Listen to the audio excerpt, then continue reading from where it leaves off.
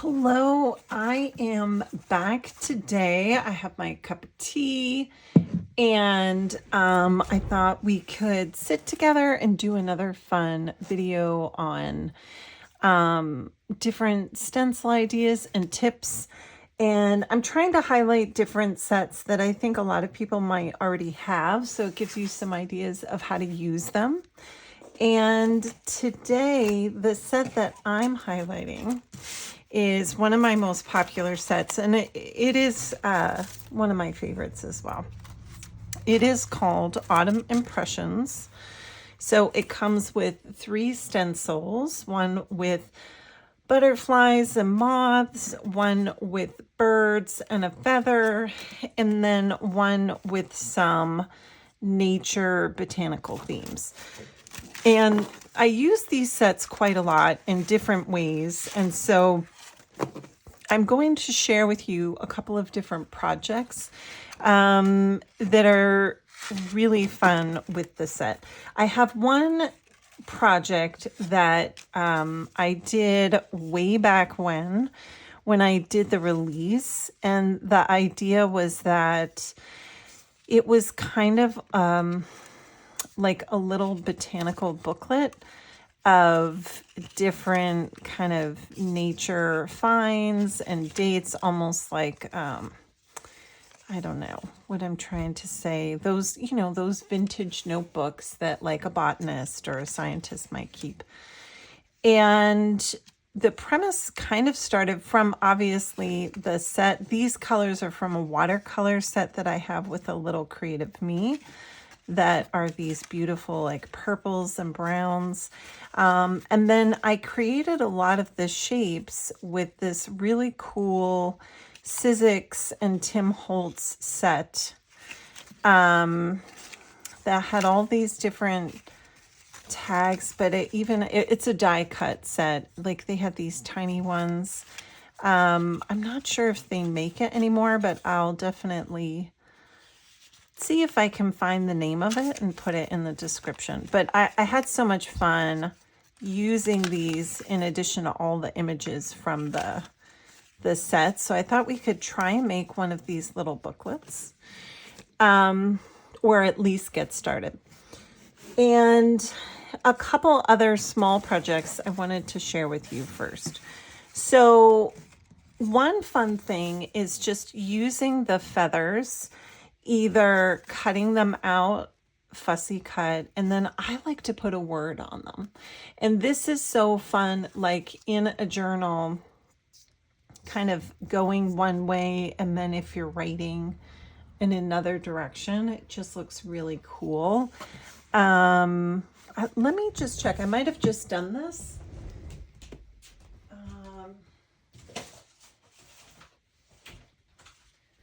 Let's see. I always try to have everything ready, and then I come up with more ideas when I'm filming. I might not have done it yet. No, maybe I didn't put it in here. But the point is, if you were to put a word like this and then have writing going this way, it's just a really interesting way to have it. Another fun idea is to just do one with some beautiful watercolors on a piece of paper, and then you have a beautiful bookmark. Like, that would make a great gift. Also, these would look great on the front of a card. And then another way to play with it is take a feather and then some of the other images and make like a beautiful, like, frameable piece of art, where again you're trying to create that sense of like a figure drawings in a botanist's book. I put little writing here. I usually use a Uniball Signo pen, which we'll play with in a minute, and just put some shapes on a page and then add a couple extra bits and doodles, and I just think that comes out so cool. So this is another great project. This would make a great journal spread, but I just thought also, this could be a cool little piece of art to hang in your home or to give as a gift. I just think it would come out so cool. So I love that. And again, it's just using all the different bits and pieces from the stencil set.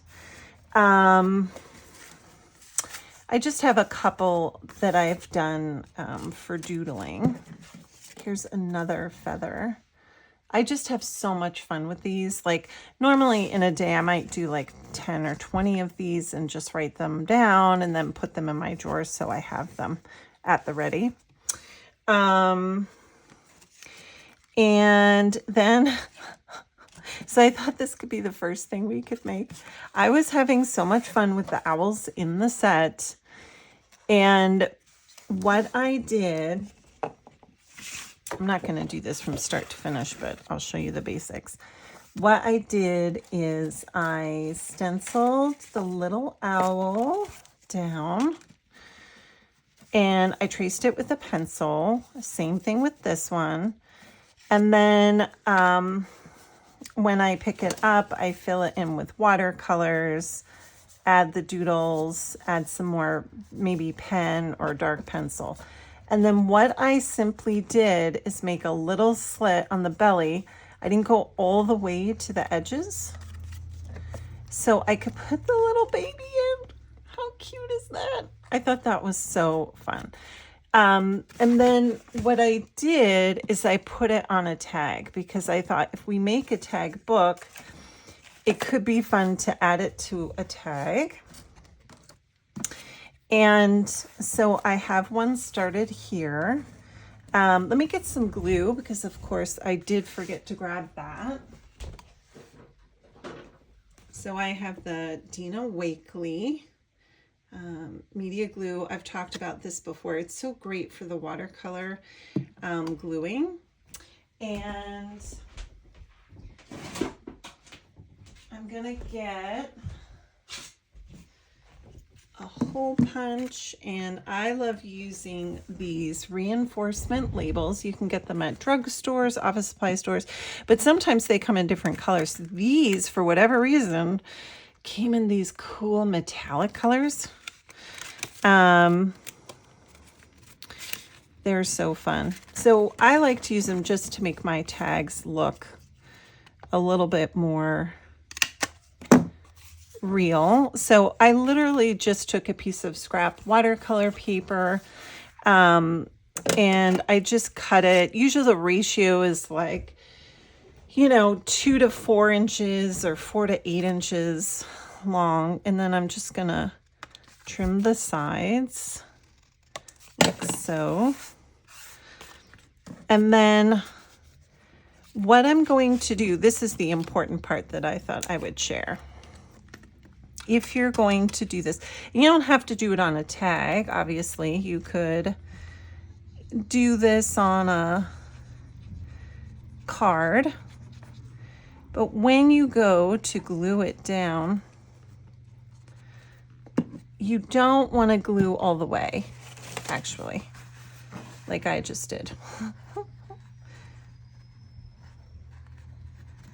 Sorry. Okay, so you want to glue, I don't know if you can see, like all around here and all around the edges, but just not in the middle because you want the baby to slide in and out. I got a little carried away for a second, and this glue works fast. The reason why I love it is it's super strong and it dries quickly. So I'm just gonna put that down first. And then now, I would probably wait for it to dry, but sometimes I like to make sure it can go in first so that I'm pushing any extra glue around. So now he fits. Look how cute. I mean, I could just make 100 of these because it just came out so fun. And then one other thing that I thought looked so beautiful on here, I have a new stencil set that is great for this time of year. It's called the Spring Garden Set. Has a lot of cute stuff in it, but it has these lotuses, which I'm obsessed with. And I just thought those made such a nice little addition to this, because why not? If you're going to make a pocket and you're going to go through all this trouble to make something really fun, why not go over the top? That's my feeling. But if you left it blank, like again, you could choose to like write a cool phrase right here. But I'm going to cover it up with this lotus bloom because I just think that looks so spectacular. And then I'm going to put this in there. Look how cute that is. Could you just die? I just love it so much. Okay. So this alone is a great little project, but there's more. So what I did is I made a bunch of the various pieces and I cut them out. So I do what I normally do. I watercolored the images and then I doodled on them and I cut them out. We'll do that in a minute or two. And then I just made some watercolor shapes because I wasn't sure if the Tim Holtz thing was still available. It's an older item. I'm sure it is. I'm sure some people have it somewhere.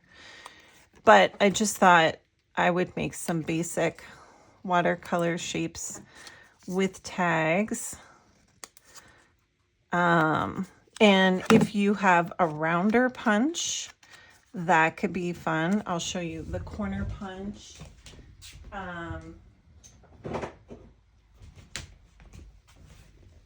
I use these often. And it has 3 different punches. You can get them everywhere. So like you don't have to get mine. There's a million. And I feel like most people have rounder punches. For whatever reason, I was struggling. I don't know if it's because I hand cut my shapes. And so it didn't like my corners. Maybe they weren't perfectly whatever. And I don't know, is this so tiny? I might lose the... I don't even... Let's see if I can do a tiny one. Not really. We'll skip the tiny ones. Anyway, so that can just give you a little added interest. And then... and also, if you happen to have the tag stencils that I made last year, which are sold out, but those would be good too because there's various tags on there. One thing to be mindful of, which I wasn't, if you want to put the reinforcements on, these are pretty big, so they're not going to fit on the small pieces. They might take up a significant portion on the tag. So if you're going to use them, I would just do them on the larger tags if you're making them. And just remember to come down a little bit more so that when you go to put your sticker on there, I got 2, it'll kind of fit without sticking out. I did it a little close. You know what I mean? If you do it too close to the edge, then you can't really put the sticker down. It'll stick out. But I'm not going to put that on all of them, just because I don't have to, and that's why. Okay, so I made big holes for these just for the sake of the video, but on this one I did a smaller hole punch because my binder ring was smaller. So you don't have to use a big one. I'm just trying to use things that just about everybody has. And then what I did is I simply laid out the tags in a few different formations like that. And then I took my little binder clip and put that in there. I'm out of binder clips because every time I buy them, I was looking for the video. My son steals them and puts them on all of his toys. because he's a boy. And these are the things that I deal with as a boy mom. But anyway, how easy is that? So what I did is I just took a binder clip and some beautiful ribbon and tied that on there. And then I started going through and gluing different shapes. So of course I did the gluing first. So you want to decorate them first, but I just wanted to show you what the layout was so you get an idea before you go and start making everything. So finding pieces that fit on the book, and it could be fun, like in this case, I'll show you what I mean. This piece here, actually, I'm not going to use that one. I'm going to use this one because there is more of a contrast. So even though this is a little bigger than the tag, that's okay because it's kind of cool if stuff sticks out. Plus now, if I want, I could add 2 different things to it, which is cool. So I basically went through and glued down a bunch of the little pieces on here. And then I would take my little pens. So microns are great. And the Uniball Signos, they come in like 3 colors. I love those. I might even do like a really smaller line just to write. And I just write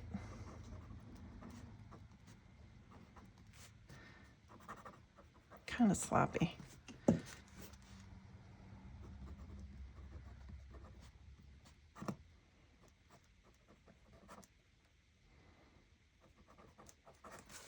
And I'm not trying to make anything super sciencey. I'm just making it fun. And it could be any kind of words. Like, you know, you don't have to make it super sciencey. You know, you could do some fancy fonts if you want, because it's just for you, right? It's totally up to you. You can do it however you want. And, you know, once you get a whole bunch of those collected, it just comes out so fun. Plus, I thought this could be fun in the mix, right? So if you're making the little books, I mean, why not throw one of these in there? You know what I mean? It's just going to look so cute, all layered together as a little book. So I hope you have fun with that. I just thought that'd be such a fun little project for everybody. And again, just pretty much using everything in these stencil sets, right? But then the other thing I wanted to share as well, and I'll do a little like end video with this. But today, oops, well, that's not what I wanted. Today I shared a very quick time video of how I make these, which I just thought I wanted to focus more on this today. This is such a fun set, and I can't say enough good things about these butterflies and moths. I'm so obsessed. So, and this one kind of is really ambiguous. This could be a lightning bug or a ladybug. I got to play with this one more. I forgot to put this one on here. So I just wanted to share with you some tips and tricks for how I like to make these, because I get asked all the time. Because I really do use them often. So I'm going to move this stuff aside for a second. So I'm always using the Renaissance watercolors. Again, from A Little Creative Me. I'll put her link in my description. And the key to the watercolor with stencils, I figure the more I do, the better in terms of watercolor with stencil videos, because I get asked about that the most. And I always say it's a learning curve, which is true. But the key to making these look really cool and interesting is using at least 2 colors.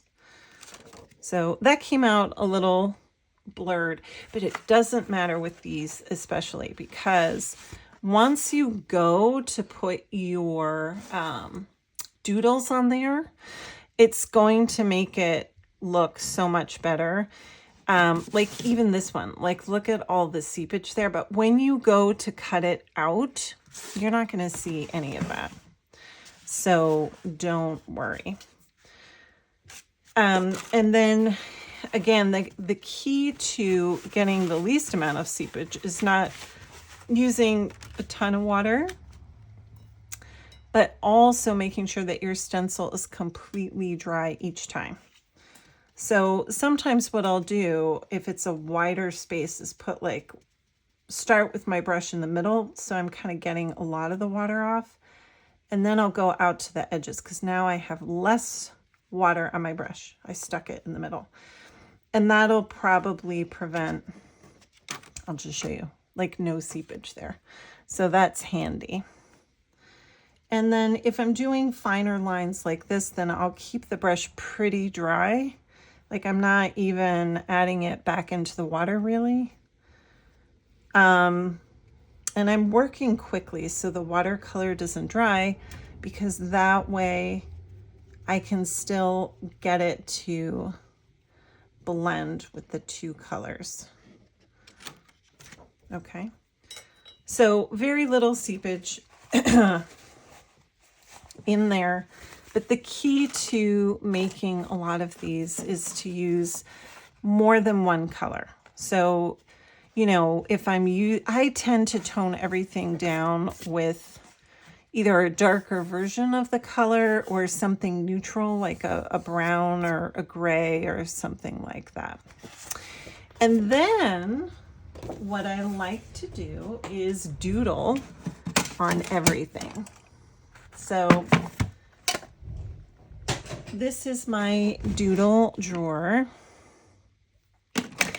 And I have found, so if you have seepage and it's really frustrating you, like here, you can take a Uniball Signo in white and you can add some of the fine lines back in so that when you go to cut it, you won't see that as much. But again, it doesn't really matter, because depending on how you cut it, you can cut off any of the seepage. You know what I mean? So you can kind of add some of these lines back in. So you can kind of correct it with the white pen. It doesn't show up when it's along an edge. And usually when I'm filling these in, I might do a 5 or it's really up to you. I might do an 05 or an 01. An 05 has a pretty bold line. An 01 has a much thinner line. So if you can see those up close. I am leaning more towards these days with something smaller like this. I like to use the 01s because I can kind of get in there and just highlight the shape of the stencil. I also don't try and do a perfect job. That isn't my style. And I don't have time to be a perfectionist in any way. So I just do the best that I can. Anything that looks wonky, if you're keeping it nice and clean for the most part, it just looks intentional anyway. I used to call this doodle trickery, but it really is true, because already any of this seepage, right, it's kind of, you're not focusing on it as much. And I'll just kind of play and add lots of different doodles. So for these butterflies, I like to kind of make a head. Sometimes I'll give it these weird eyes. And there's a lot of ways to play with the backs and add different features. I'm always putting my doodles on the wings. There's just so many options. This is also, and so much of what I do, I say this, but like, this is the kind of thing you just put some music on and you're just doodling. And now that's just therapy, right? It's just totally relaxing and super fun. You're just doodling and it's almost like being a kid again. You know what I mean? You're just doodling and having fun. And then I will use the black pens often. I will often add some paint pens in there just to jazz things up and add a little contrast. Just be careful, which I just did, not to drag your hands over the wet Posca because it takes a while to dry. And look how cute that is. Like, you go from this to this in a matter of seconds. So I just love that. You know, other options are to do some of this stuff first. You know, you can do your doodles in the beginning and outline later. So you kind of let the doodles decide. Other ideas that I love for these, especially for these longer ones, is to write words in the wings, because how fun is that? I'm always trying to put words on everything because I feel like in our day we listen to so many negative words in our heads. So I think it's important to have a practice of writing really encouraging, positive words, at least in your art making, you know, so that you're getting a balance of positivity in your day. So I love using encouraging words on anything. And that's probably why I have so many stencils that have encouraging words too. But, and then, you know, I'll come back and doodle on the stencil as well. So I did design these butterflies and moths with this practice in mind.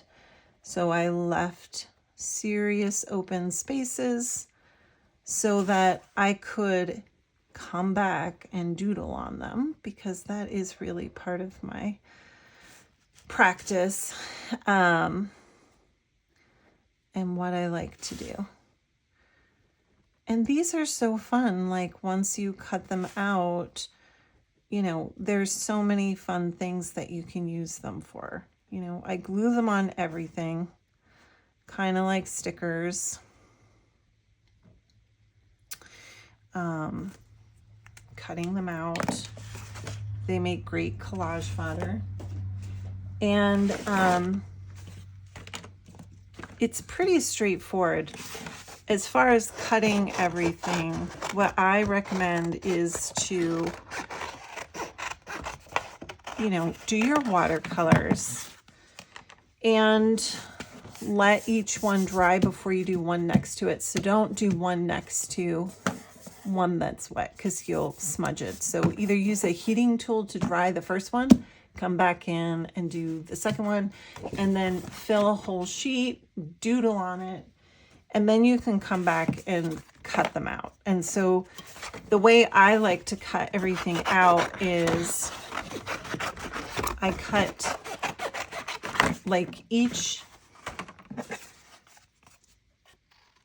shape out. So I'll do this for anything I'm quote unquote fussy cutting. And I will then be able, once it's in a smaller shape like this, I'll be able to go through and move it around to fussy cut. If you try to fussy cut from an 8.5 by 11, you'll find that you can't turn the paper around as easily, and you're not gonna, it's gonna bend, especially if you're doing watercolor paper. It's gonna bend and tear. So I just recommend cutting out the shape small like that first, and then you can cut it out this way. Now here I did all these beautiful birds and moths today like this, but of course you could just as easily follow these steps with acrylic paint, stencil it onto your page, and then once the acrylic paint is done drying, then go and add the doodles. So this isn't a butterfly, but this is one of my stenciled shapes. I used acrylic, and then I come back in with a uniball as well and doodle on there. So you can do it many different ways. I just love the look of the watercolors because of how they blend. So I just thought that would be fun to share. And in terms of their little feelers, if you don't want to go in and cut all in these little feeler shapes, you can just do a general cut like this and just leave it white. So just little tips and tricks, but I love this set. It's just so fun, between the botanical shapes and the potential for the little book. I love writing words on the feathers, and I mean, this is so much fun. I think I'm going to do this tomorrow on Instagram because it's just so fun. Oh, maybe I did do these. I think I did do these. Either way, I'm going to do more of these because I can't get over this. It's just so fun. So anyway, I hope I gave you some inspiration and some ideas for the Autumn Impression set. Again, I'll put the link in the description. And I'll be back with more tips and tricks with some of these stencils.